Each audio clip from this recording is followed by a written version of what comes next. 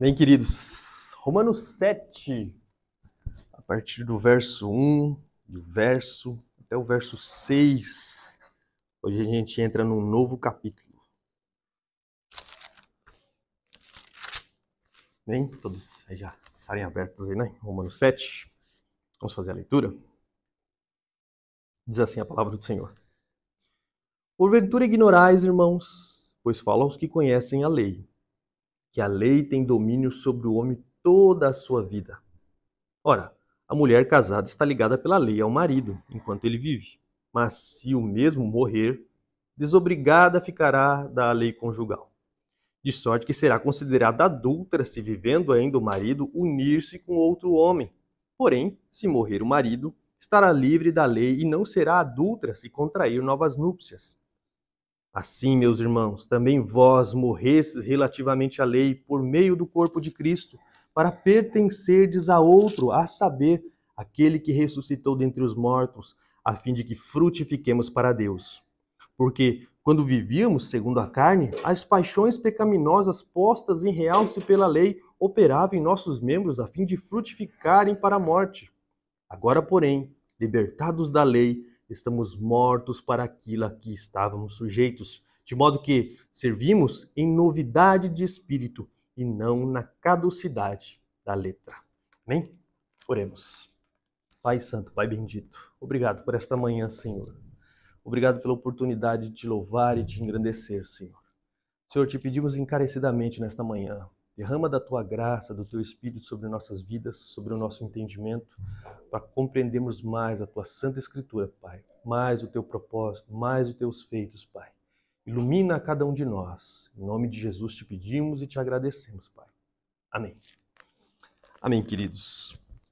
Hoje nós entramos no capítulo 7 de Romanos.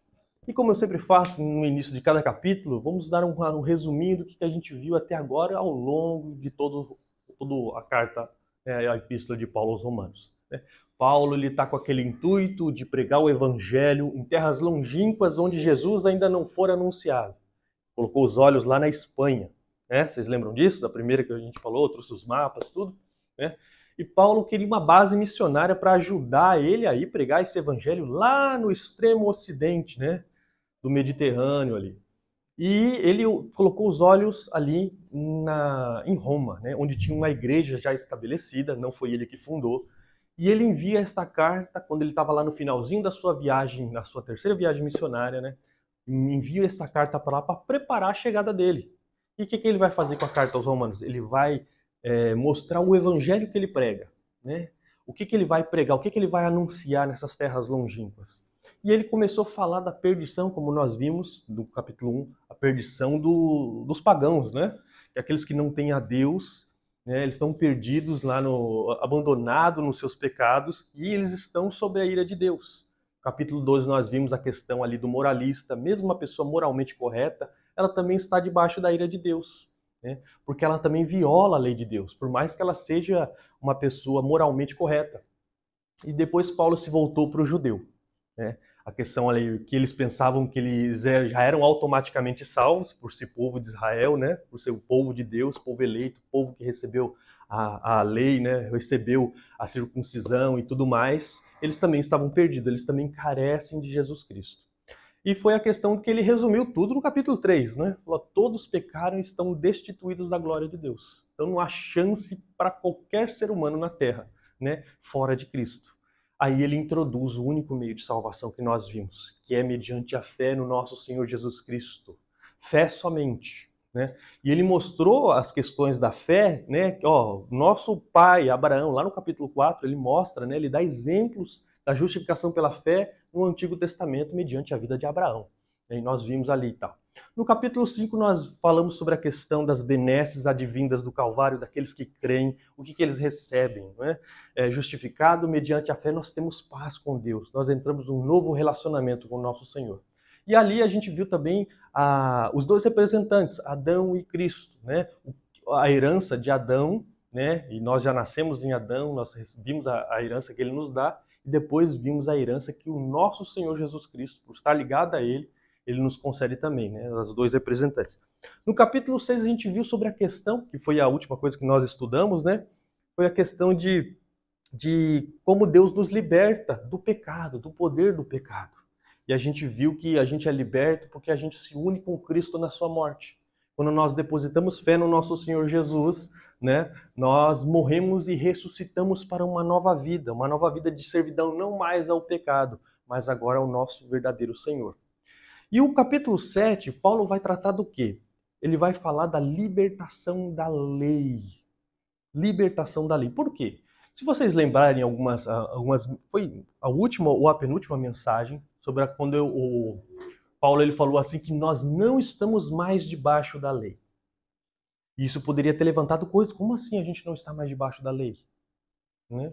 E Paulo, ele não explicou o porquê nós não estamos mais debaixo da lei. Ele só falou que aquele que viola a lei, ele mostra de quem ele é servo, ou seja, servo do pecado.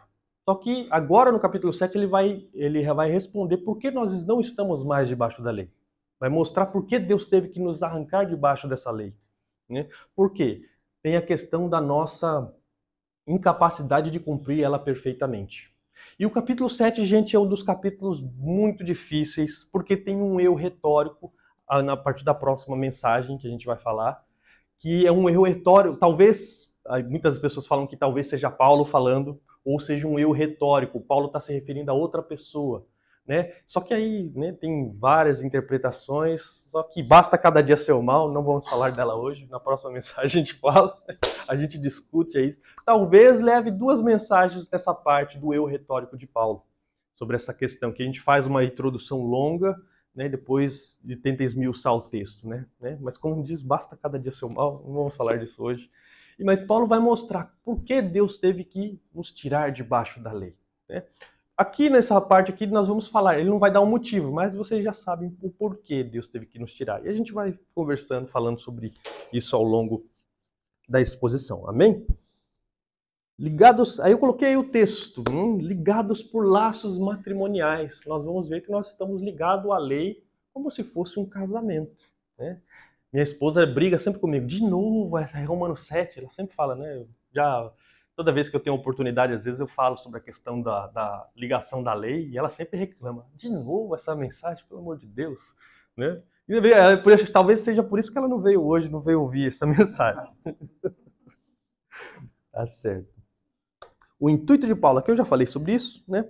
Nós vamos para a verdade central. Né? A verdade central diz assim, os laços matrimoniais que temos com a lei, que nos é prejudicial, vocês já sabem disso, são dissolvidos, eles são desfeitos.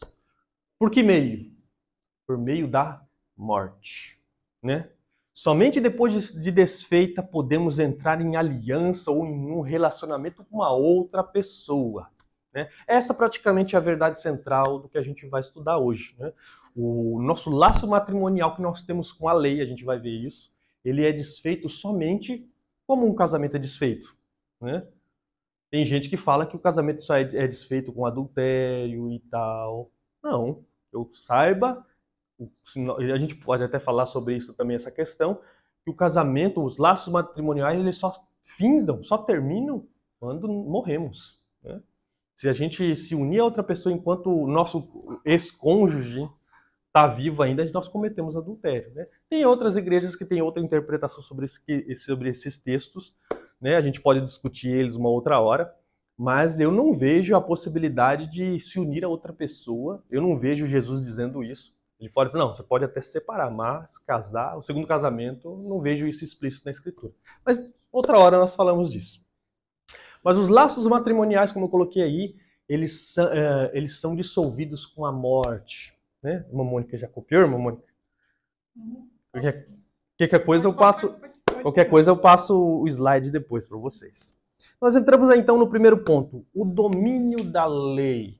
Nós vamos falar sobre isso, o domínio que a lei está, até onde a lei é abrangente na nossa vida. Diz aí Romanos 7, leia comigo. Porventura ignorais, irmãos, pois fala aos que conhecem a lei, que a lei ela tem domínio sobre o homem por toda a sua vida. Então Paulo aqui ele se volta para quem? Para os judeus. Quem é que conhecem a lei? Quem que entraram em contato com a lei? Quem já conhece a lei de há muito tempo? Geralmente os judeus. Por que Paulo está falando isso? Porque ele tinha falado lá atrás que nós não estamos debaixo da lei. E o judeu, aquele que era judeu, falou, como assim nós não estamos mais debaixo da lei? Né? A lei, ela perdura, nós estamos na obrigação de cumpri-la desde o dia que a gente nasce até o dia que a gente morre. A gente está na obrigação de cumpri-la, né? Nós estamos sobre ela. Então, por isso que Paulo se volta para a mente dos judeus para falar isso. Porventura ignorais, irmãos. Ele volta, né? Que eu vou falar aos que conhecem a lei, porque a lei ela tem domínio sobre o homem por todo o tempo que ele via. Paulo havia dito que não estamos mais debaixo da lei, porém não disse o porquê, mas somente argumentou que aquele que quebra a lei mostra de quem é verdadeiramente seu senhor. Ele mostra, né, de quem que ele é servo. Ou se você lembrar das últimas mensagens, entrou nessa questão. Paulo não explicou o porquê. Só que ele falou, aquele que viola a lei, aquele que quebra a lei, ele está mostrando de quem que ele é servo. Ele não é servo do Senhor, ele é servo do outro Senhor, o Senhor pecado. Né? E agora Paulo, ele, como eu falei para vocês, ele vai responder por que nós não estamos mais debaixo da lei. Fala aí, Romanos 7:1 de novo. A lei tem domínio sobre o homem toda a sua vida. E o que é a lei de Deus? Vocês lembram? O que é a lei de Deus? A lei de Deus é o padrão pelo qual Deus deseja que os homens andem. Ela, gente, determina, ela baliza, né? Ou seja, ela determina os limites da nossa vivência, a vivência das criaturas do Senhor. E a gente vê ela resumida aonde? Na fala de Jesus, né? Você deve amar a Deus sobre todas as coisas, né? De todo o seu coração, de todo o seu entendimento, de toda a sua força e tal.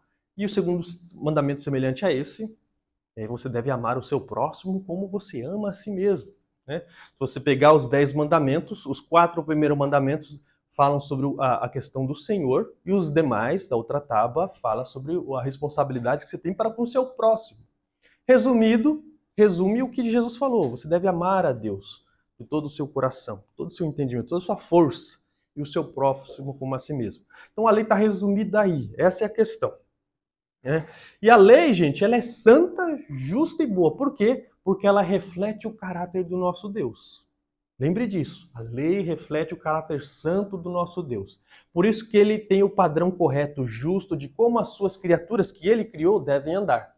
Vocês devem andar porque eu sou assim. Tanto que a gente até falou, sede santos porque eu sou santo, não é? Entrou nessa questão. Então Deus, ele baliza. Deus, ele determina os limites da vivência das suas criaturas. E aí que entra a questão, quando você viola a lei do Criador, você se rebela contra ele. E é o que acontece toda vez que nós pecamos. Porque Deus ele determinou a vivência das suas criaturas, os limites em que elas devem andar. Né? E quando, lembra que eu até falei, a gente se deforma quando a gente não está no padrão, no molde que Deus quis nos colocar, quer que nós andemos. Quando a gente extravasa esse molde, nós se deformamos. Isso aconteceu quando?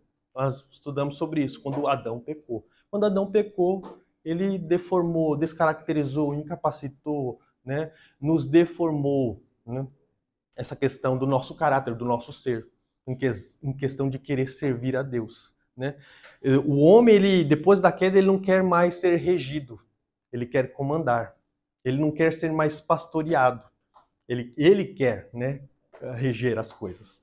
É por isso que a questão de quando nós violamos a lei de Deus, nós se rebelamos contra o nosso Criador. Por isso que o pecado é uma coisa séria. É uma coisa muito séria. Porque é o Criador que disse para nós, vocês devem andar assim, desse jeito, dessa forma. Como eu determinei. Eu sou o dono.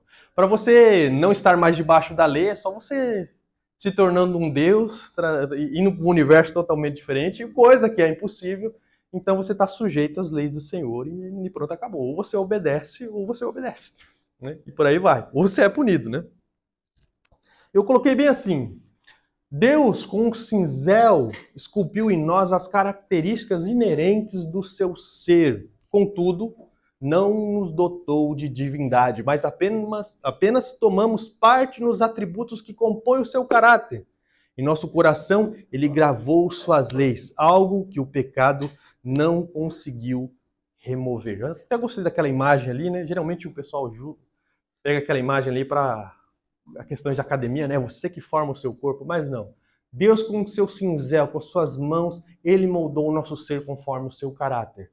A lei de Deus, gente, quando Deus criou o homem à sua imagem e semelhança, ele imprimiu em nosso ser, inflou em nosso ser as características inerentes do seu ser, os seus atributos. Ele não nos dotou de divindade. Não é isso que Deus fez quando a gente é criado à imagem e semelhança de Deus. Está se referindo aos atributos que Deus nos colocou. Nós somos santos, nós temos justiça e por aí vai, dentre todas as características ali, questão do Senhor. Só que ninguém recebeu onipotência, onipresença. Você tem onipotência? Não tem, né? Então Deus não deu.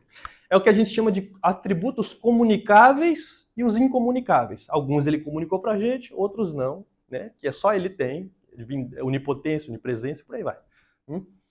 Só que, quando Deus fez isso, o pecado que descaracterizou, deformou o homem, ele não conseguiu remover a lei de Deus imprimida no coração dos homens. E a gente estudou isso. Se vocês lembram, lá em Romanos 2, que Deus ele gravou no coração do homem a lei. Né? Então, até aquele que nunca entrou em contato com a lei de Deus, ele conhece a lei. Está gravado lá no coração. O índio lá, que nunca entrou em contato com a lei de Moisés, com a civilização, ele tem um padrão de ética, de moral, muito semelhante aos 10 mandamentos. Você não pode pegar o que é meu, você não pode roubar o que é meu, você não pode tomar minha mulher, você não pode matar ninguém. Então você olha assim, poxa, sua ética, sua moral se assemelha muito aos 10 mandamentos, né? E a gente olha, então, por quê? A lei está gravada. Algo que o pecado não conseguiu remover, não conseguiu amortecer. Está lá. Né? Uma vez que a lei entrou em vigor, não é possível cinzentar, alegando desconhecimento. Ela está gravada no coração dos homens. Quando a lei entrou em vigor? Ela sempre esteve em vigor. Né? Eu dei até esse exemplo para vocês. Né? Imagine lá que você violou a lei, vem um policial ou guarda, você violou a lei. Né? Mas eu não sabia. Ela é nova. Eu não sabia que era errado violar isso aí. Aí que até a gente usa aquela palavrinha em latim, né? Dormientibus not succurrindius. Né? O direito ele não socorre os que dormem. Porque quando a lei entra em vigor, né, tem um período de vacância, se não me engano é uns 3 meses até ela entrar, né, em vigor totalmente. Você pode violar ela, mas depois que ela entrou em vigor não tem essa. É por isso que eu falo, o direito não vai socorrer aqueles que não dormem. Você tem que se atualizar acerca das leis. E a lei de Deus sempre esteve em vigor. Sempre. Porque ele é eterno. Né? A lei faz parte do seu caráter. Então, desde quando Deus criou o homem, ele já imprimiu as leis ali. E não é por falta de desconhecimento que nós vamos se isentar das consequências de quem viola a lei. Né? A lei tem domínio sobre o homem toda a sua vida. Estar debaixo do jugo da lei, em nosso atual estado de decaídos em Adão, só faz com que estejamos debaixo do jugo do pecado.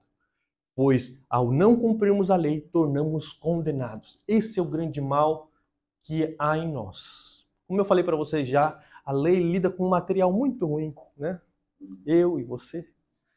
Somos decaídos, incapacitados por causa de Adão. Por isso que nós não conseguimos cumprir perfeitamente a lei de Deus. Use a sua vontade aí de hoje em diante. Cumpra os 10 mandamentos perfeitamente. Não quebre mais. Né? Não tenha nenhum pensamento errado. Não faça nada. Né? Seja perfeito de agora em diante. Você não vai conseguir. Né? E não é por falta de sinceridade, gente. Não é por falta de sinceridade. Né? É uma incapacidade que Adão nos deu por herança. Esse é o problema que nós temos. Por isso que a gente não consegue. Por isso que nesse atual estado que nós estamos, a lei só nos prejudica. Por mais que a lei seja santa, como Paulo vai falar, a lei é santa, justa e boa. Só que ela lida com esse material ruim que sou eu e você. Somos incapazes, né, de cumpri-la perfeitamente. A lei que dá poder, esse é o problema, a lei que dá poder ao pecado, não porque ela seja má, mas porque ela lida com os indivíduos que possuem uma debilidade. Você lembra o texto que a gente leu em 1 Coríntios 15, 56, se eu não me engano? Né? O aguilhão do pecado, né, da morte, é o pecado. E o que dá força ao pecado? A lei. Esse é o problema. Esse é o problema. A lei dá força ao pecado, porque a lei lida conosco. filhos de Adão. Esse é o grande problema. Estamos sob o domínio da lei. Isso quer dizer que estamos na obrigação de guardar a lei. Quebrar ou violar qualquer um dos mandamentos da lei faria-nos dignos de condenação. E o domínio da lei perdura por toda a nossa vida, toda a nossa existência. Isso é um grande mal. Desde quando você nasce até o dia da sua morte, você está na obrigação de cumprir. E se você violar, você se rebela contra o Criador. Vamos fazer um teste aqui. Eu lembrei de algo que o Hernandes Dias Lopes fez certa vez numa pregação dele. Estudos indicam que podemos ter mais de 70 mil pensamentos por dia. Olha só, né? Imagine que dentre esses 70 mil você cometa 3 pensamentos pecaminosos, 3 pensamentos errados. Todos os dias, né? É coisa banal, pequena, né? Tal. Por ano, você ia cometer 1.095 pensamentos errados, né? E ao longo de uma vida, vamos colocar aí 80 anos, né? Você terá cometido 87.600 pecados só com a mente. Isso estou falando só da mente, tá? Imagina, né? E quantos pecados é necessário para nós sermos condenados? Um só. Um só. Isso tirando a culpa de Adão, né? Que ele nos deu lá no Éden. Só o seu pecado próprio. Só na questão de pensamentos ao longo de uma vida de 80 anos. 80 e poucos, quase 90 mil pecados. Arredonda, né? 90 e tal. Né? Esse é o grande mal, gente. Esse é o grande mal. Né? É sério isso? Ficou assustado. Ó. Muito bom. Isso é bom. Um pecado apenas, gente, seria necessário para nós irmos para o inferno. Um só, porque o nosso Deus é santo, ele é justo. E por ele ser justo, a sua santidade e justiça demanda que ele puna o transgressor. Por isso que nós estamos numa enrascada, por estar sobre o domínio da lei. O domínio da lei perdura até a nossa morte. O morto não tem mais responsabilidade com a lei, porém, se ainda continua vivo para a lei, quer dizer então que permanece também servo do pecado. Olha só. Esse é o grande mal. Só o morto está desobrigado da lei. Só que se ele ainda está vivo, ele é o quê? Ele está vivo para a lei, ele é servo ainda do pecado. Porque se você ainda não é regenerado e você vive debaixo ainda da regência, do domínio da lei, você ainda está ligado ao Senhor pecado. É o que nós temos falado, né? E Paulo ele traz uma analogia para falar sobre essa questão desse domínio da lei. Ele usa aí a analogia do casamento. É o que é a fotinho que vocês viram. Olha o verso 2 aí, leia comigo.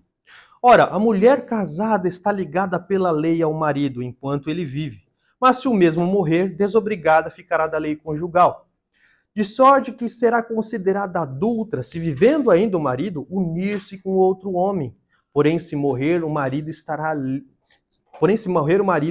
livre da lei e não será adúltera se contrair novas núpcias. Que nem eu coloquei aqui, Paulo, ele não está interessado em falar do casamento propriamente dito. Ele só está tomando essa analogia, esse exemplo, para mostrar como nós estamos ligados à lei. Né? E outra hora, a gente pode falar, se vocês tiverem dúvidas sobre a questão de casamento, divórcio e segundo casamento, a gente pode tratar isso depois. Né? Mas Paulo não está falando aqui a questão do casamento propriamente dito. Ele só está pegando um exemplo. Ó, o que só se dissolve com a morte? Ah, o casamento. Então, é a mesma questão. O nosso relacionamento com a lei é a mesma coisa. Nós estamos casados com a lei. E isso só vai se dissolver se a gente morrer, ou se o marido morrer, essa questão, né?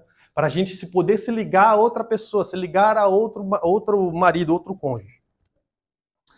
E vamos pegar esse exemplo de Paulo, né? Imagine aí, né? É aí que minha esposa ia falar de novo, né? Imagine um marido perfeito, né? O marido é perfeito, né? Um marido perfeito, né? Ele gosta de todas as coisas do jeito que ele quer, tudo certinho, a comida no ponto, a roupa bem passada, isso e aquilo. O problema é o quê? Que a mulher é uma estabanada. É por isso que eu coloquei assim o desenho ali da Mulan ali, Ela estava lá na casamenteira, lá, vai colocar o chá, o sei lá, né? Em vez de colocar na xícara, ela coloca fora, né? Ela é estabanada, ela quer até agradar o marido, ela quer fazer tudo conforme o marido quer, só que ela é estabanada, ela não faz nada direito. Esse é o nosso relacionamento com a lei. A lei é certinha, ela é santa, justa e boa. Ela quer as coisas de forma perfeita. O problema é que a gente, que é a esposa, a gente é incapaz de fazer tudo aquilo que a lei quer perfeitamente. O nosso marido quer perfeitamente. Por isso que estamos nesse problema aí. Até coloquei aqui, ó. Metade de mim é desastrada, né? A outra metade eu derrubei e quebrei sem querer. É assim que nós somos. É assim que nós somos. Nós somos desastrados, gente, por natureza. E isso se dá por causa do pecado de Adão em nós. Né? O perfeito marido, a lei, somente exige e quer as coisas do jeito que ele determinou. E ainda não ajuda em nada a esposa, ou seja, os crentes. E sempre está ali para acusar justamente os nossos erros. E como é que é o nosso esse relacionamento com a lei? É um inferno. É um relacionamento hostil. Porque o marido é certinho e quando a gente erra, ele só tá ali. Você não presta. Você não faz nada do jeito que eu quero. Né? E ele tá acusando justamente. Só que ele não ajuda, ele não entende. Ele quer as coisas do jeito que ele quer. Rir é assim, mano? Não, né? Não tá perdido. Não, não. Então, é um relacionamento hostil porque ela só recebe bomba. Ela quer agradar o marido, mas só vem bomba. Só vem bomba nela. É um relacionamento hostil. Por causa de nossas falhas, vivemos um relacionamento hostil. Aí, esse é o problema. Lá que a gente, o que a gente se torna quando a gente viola a lei? A gente se torna malditos.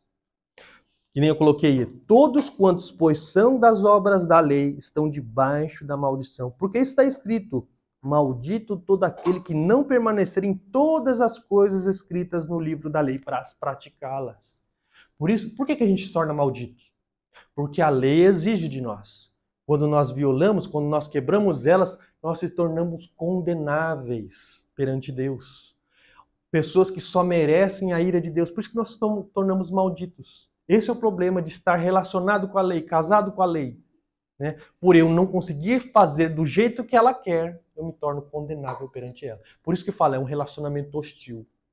Um relacionamento que não vai para frente. Por mais que a esposa quer agradar o marido, perfeito, não vai conseguir. Né? Ela vive o inferno. E o que acontece com ela? Ela olha para outra pessoa, né? Que é tão exigente quanto o seu marido. Porém, ela não pode se unir a outro homem enquanto o antigo marido viver. Né? Qual é a solução?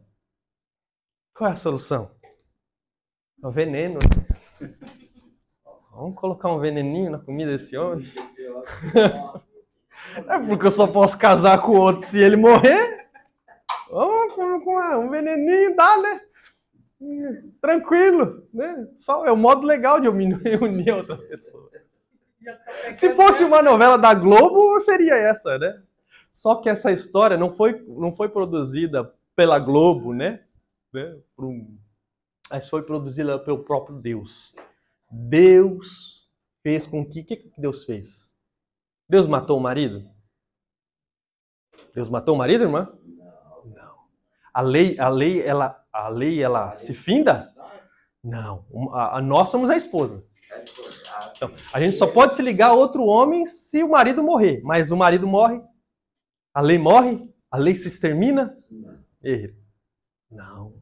O plano de Deus não foi matar a lei. A lei, ela prevalece e predomina para todo sempre. O que Deus faz? Deus mata a mulher. Deus mata a mulher. A separação e a nova união.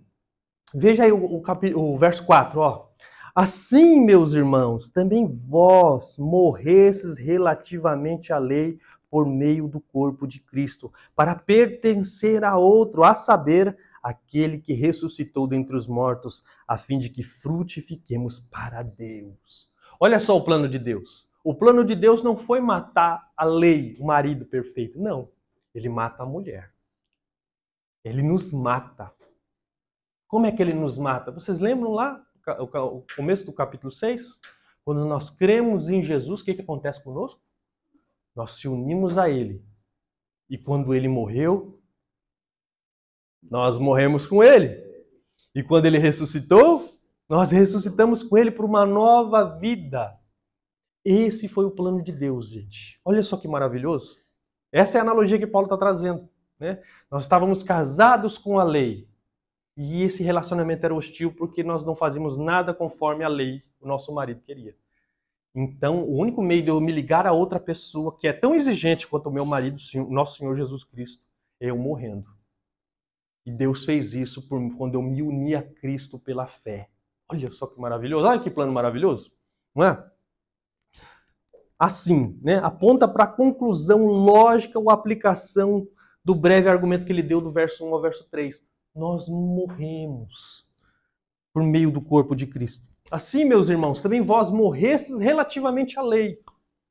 A construção no grego enfatiza 2 pontos importantes. Primeiro, essa morte aconteceu em algum momento no tempo, com resultados concluídos e finalizados. O que Paulo quis dizer aqui? Que isso já aconteceu no passado. Foi o que nós vimos lá no capítulo 6, não fomos? Quando nós cremos, nós se unimos e morremos e ressuscitamos com Cristo. Isso ocorreu no tempo. Isso já aconteceu, isso está concluído, está finalizado, está feito. Por isso que quando nós depositamos fé em Jesus, nós se unimos de maneira plena, completa e perfeita com nosso Senhor Jesus Cristo. Segundo, alguém mais está nessa construção. Nesse caso aqui é o próprio Deus. É Deus quem nos mata. É Deus quem faz esse plano de nos tirar debaixo da lei, nos matando e nos unindo ao seu Filho, que também é tão exigente quanto a lei, só que ele ajuda. Ele concede graça, né? E outra, ele exige, mas ele cumpre tudo aquilo que ele exige, nos enchendo de graça nesse relacionamento. Assim, meus irmãos, também vós morrestes relativamente por onde? Por meio do corpo de Cristo, para pertencer a outro, a saber, aquele que ressuscitou dentre os mortos. Aqui, por meio de Cristo, né? Por meio do corpo de Cristo. Nós se desligamos do antigo marido, pois se unimos a Cristo na sua morte e ressurreição. E é o que é aquela questão. Cristo ele é tão exigente quanto o antigo marido, gente. Só que, o que ele faz? Ele mesmo, aquilo que ele exige, ele cumpre e nos cobre de graça com os seus feitos. Que é o que a gente tem falado sobre a questão do que Jesus fez por nós. Ele recebeu a nossa culpa. Ele se tornou condenável em nosso lugar. E ele nos revestiu com a sua própria justiça perfeita. Por meio de seu corpo, por meio de sua vida, por meio de seus feitos. Por isso que quando nós se unimos a esse novo marido, nós somos cobertos de graça, de misericórdia, por meio do corpo de Cristo. Sempre tem isso em mente. Lembra que eu falei para você que Paulo está sempre falando em Cristo, em Cristo, em Cristo? Em Cristo nós somos justificados, em Cristo nós temos paz com Deus, em Cristo nós temos nossos pecados expiados, em Cristo nós temos a redenção.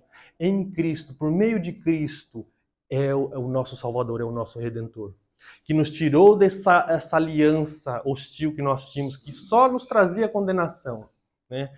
Para nos ajudar, nos encher de graça, nos conceder misericórdia. Foi isso que ele fez conosco, né? Quando uma mulher une a um marido, né? Tudo que ele tem é seu, não é? Então, você se une, você se torna uma só carne. O que ele é, né? Você também é. A gente olha para ele, eu vejo as características dele, porque ele molda você com o caráter dele. A mesma coisa que Cristo fez conosco. Quando nós se unimos a ele, ele nos molda, né? Ele nos passa a sua santidade, ele nos purifica.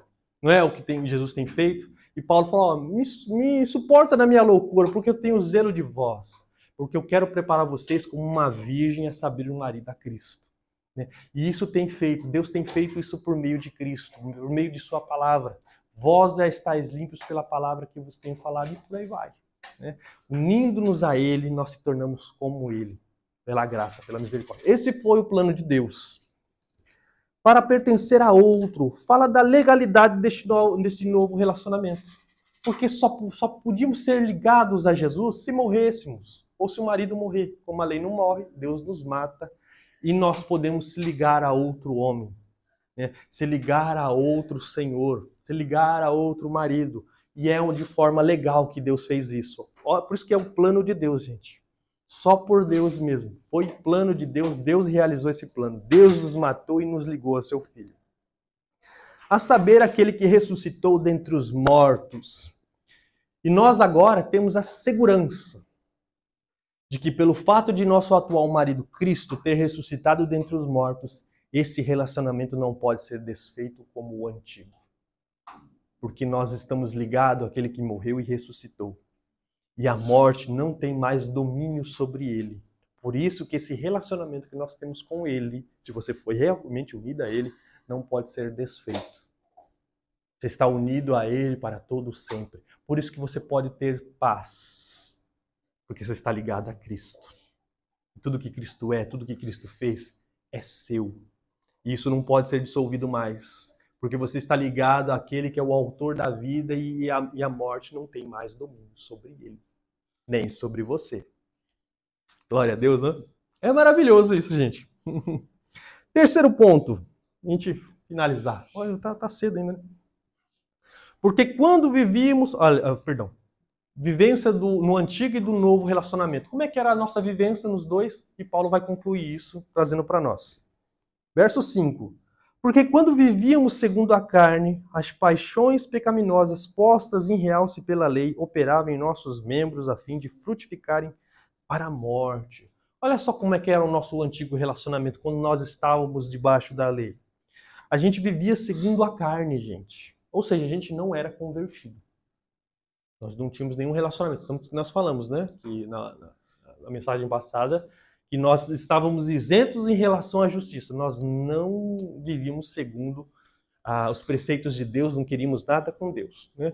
Então, a questão de viver segundo as paixões carnais ou as paixões da carne é uma pessoa não convertida, né? As paixões pecaminosas postas em realce pela lei. O que acontece? A lei, lembra que a gente falou isso já? Que a lei fomenta pecado. A lei, ela mostra o caráter de Deus.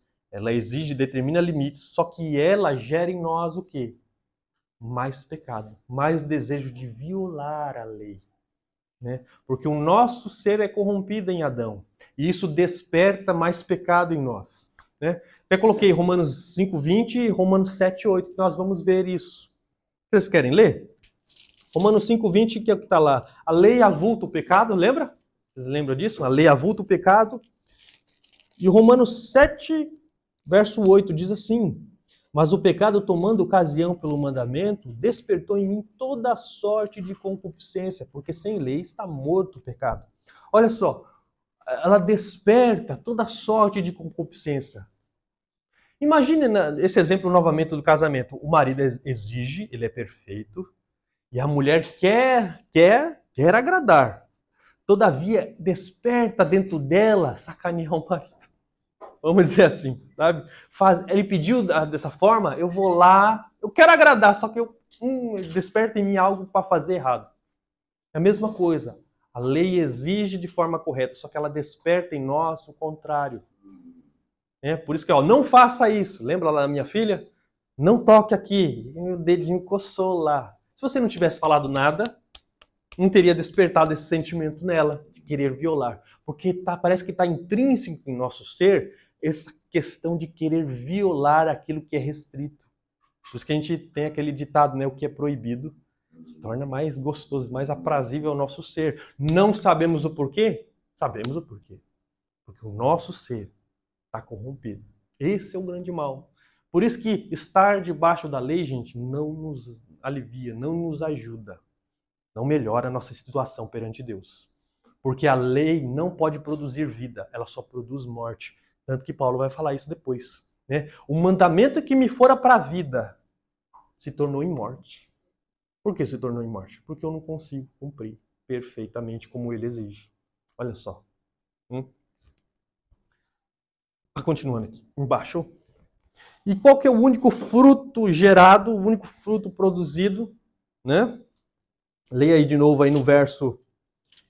Porque quando vivíamos segundo a carne, as paixões pecaminosas postas em realce pela lei operavam em nossos membros a fim de frutificarem para a morte. Era o único fruto que a gente conseguia realizar quando a gente estava debaixo do domínio da lei. Por mais que a gente quisesse agradar o marido, né, a lei que ela exigia, o fruto que a gente ia fazer, o fruto que a gente produzia com nossas ações, só é fruto de morte. Por que fruto de morte? Porque todo erro, tudo que está fora do crivo de Deus, da orientação, da exigência de Deus, se não for como Deus o quer, é rebelião, é pecado. E isso só merece condenação. Por isso que a lei só produzia esse fruto naqueles que estão debaixo dela. Pecado, morte, condenação. Verso 6. Agora, porém, libertados da lei, estamos mortos para aquilo que estávamos sujeitos. De modo que servimos em novidade de espírito e não na caducidade da letra. Estar sujeito à lei nos torna consequentemente condenáveis. Porém, agora não estamos à mercê daquilo que nos prejudica. Nós não estamos mais à mercê da lei. Por isso que foi importante Deus nos tirar debaixo da lei. Olha o judeu agora. Como é que fica a mente do judeu agora? Agora eu estou entendendo. Deus teve que nos arrancar debaixo da lei de fato.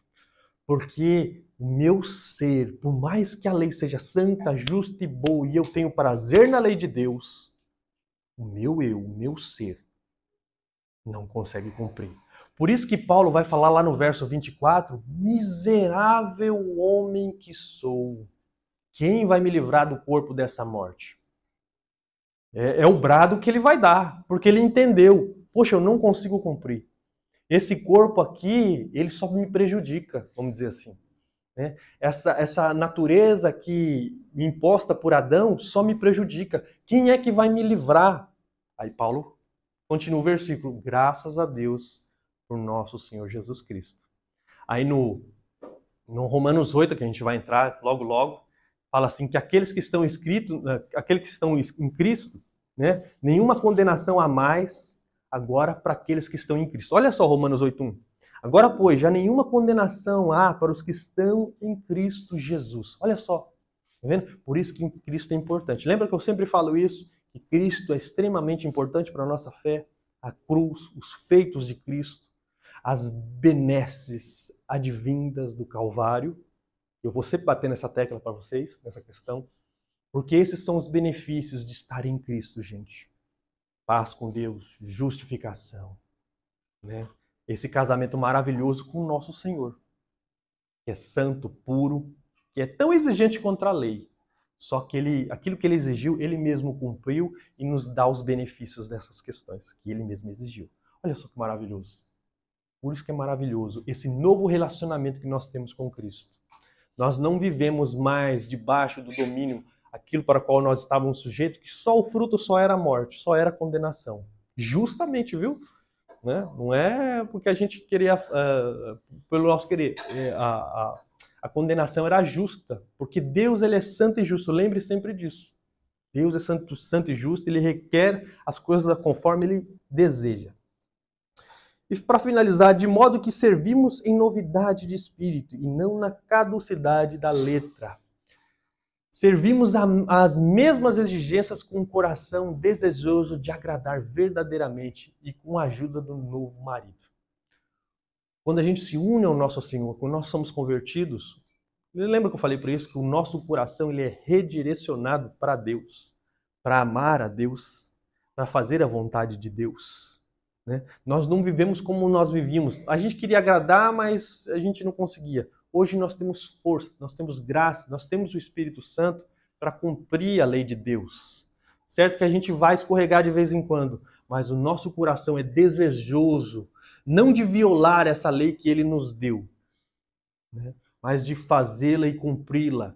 E é maravilhoso que o nosso atual marido, ele já cumpriu essa lei por nós e ele nos traz esses benefícios. Mas a gente serve em novidade de espírito, querendo de fato de coração agradar o nosso Senhor.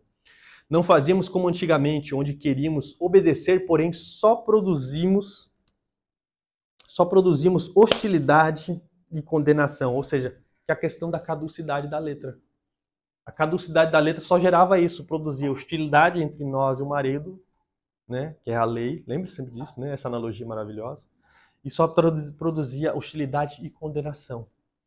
Só que nós não estamos mais nesse relacionamento hostil, nós estamos nesse novo relacionamento com o nosso Senhor Jesus. Por isso que é importante fé em Jesus, gente. Creia no Senhor Jesus.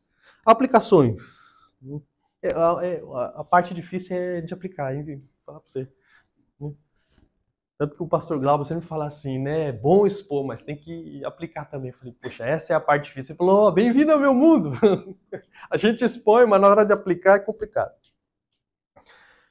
Primeiro, todos os homens nascem subordinados ou estão debaixo, sob o domínio da lei, mesmo que desconheçam a lei. Lembre disso, mesmo aquela pessoa que nunca entrou em contato com a lei, ela está sob o domínio, ela está subordinada à lei de Deus. Lembre sempre disso. E o que isso ocorre? O que isso faz? E por causa de nossa natureza incapaz, lembre disso, Adão nos legou essa miserável natureza de cumprir a lei perfeitamente, todos estamos debaixo da ira de Deus. Lembra em Romanos 1,18? A ira de Deus, ela se revela do céu contra toda impiedade e injustiça dos homens que detêm a verdade pela injustiça. Se não me engano, é assim que o versículo é? Acho que é isso mesmo, né? Quer ler aí? Romanos 5, Romanos 1,18?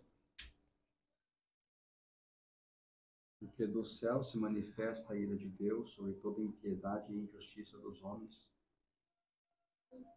que detêm a verdade em injustiça. Olha só. Por isso que a ira de Deus se revela. Porque os homens distorcem. Porque os homens, lembram? Sufocam a justiça de Deus. Por isso que a ira de Deus ela se revela do céu contra toda a impiedade dos homens. Por isso que nós estamos debaixo de condenação. Por isso que estar debaixo no domínio da lei, gente, só nos resta isso, ira. É a ira justa de Deus. Segundo, o único meio de dissolver os laços que temos com a perfeita lei de Deus é morrendo e pertencendo a outro. E isso a gente só consegue como? Se unindo ao nosso Senhor Jesus Cristo, pela fé. Por isso creia. Por isso se agarre em Cristo. Não se agarre no marido não, porque ele não vai te levar para o céu, né? Confie somente naquele que é perfeito, no perfeito marido, só o nosso Senhor Jesus Cristo. E a gente se liga por ele pela fé. E lembre, todos estão perdidos, queridos. Todos, todos. Só há salvação em nosso Mestre, naquele que é perfeito, naquele que cumpriu, naquele que foi condenado pelos nossos pecados. Lembre disso, vocês estão aqui, eu creio que vocês são salvos, mas tem muitas pessoas lá fora que não. Então, por isso, pregue o Santo Evangelho, para que elas se unam a Cristo também. Para que elas desfrutem desse novo benefício, desse novo relacionamento, onde há paz, onde há amor, onde há harmonia, onde há misericórdia e graça. Façam isso. Tenham isso na sua mente, na mente de vocês. E terceiro, servimos àquele que estamos ligados, agora de coração, não como antigamente, onde o fruto era hostilidade e reprovação. Nós servimos o nosso Senhor, o nosso marido hoje, o Senhor Jesus Cristo, um novo coração. Você tem servido o Senhor com um novo coração? Coração quebrantado, lembra?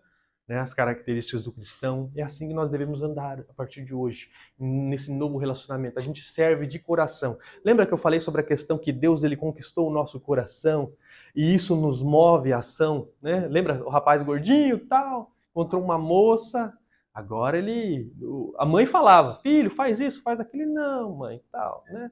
Mas quando ele encontrou aquele amor, aquilo que aqueceu o coração, aquilo que modificou o coração, aquilo que ganhou o coração dele, ele tem prazer de ir, né, ficar bonito, né, para o seu amor. É a mesma coisa, Deus conquistou o nosso coração. Então, de coração, em novidade de espírito, nós obedecemos daqui para frente. Amém, igreja? Amém. Pode orar por nós? Graças te damos, Senhor, por mais um dia, esta manhã. Obrigado, Senhor, pelo vereador Ricardo, que ministrou a tua palavra. Obrigado, Senhor, principalmente pela tua palavra santa, que nos orienta. Senhor, ajuda-nos ao máximo que pudermos cumprir a tua palavra, nos esforçarmos para sermos santos e alegrarmos o Senhor com a nossa vida. E também, Senhor, conseguir refletir a tua luz, refletir a tua imagem para todos aqueles que convivem conosco que ainda não conhecem o Senhor. Em nome de Jesus, te agradecemos por esse culto, por todos que estão aqui.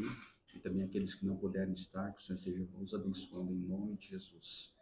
Lembramos mais uma vez, Senhor, do Maurício, que o Senhor esteja tocando, Senhor, na saúde dele e curando desse mal. Em nome de Jesus, nós te louvamos, te agradecemos, pedimos ao Senhor que nos dê um restante de dia abençoado na tua presença, em nome de Jesus. Amém. Amém. Amém, queridos.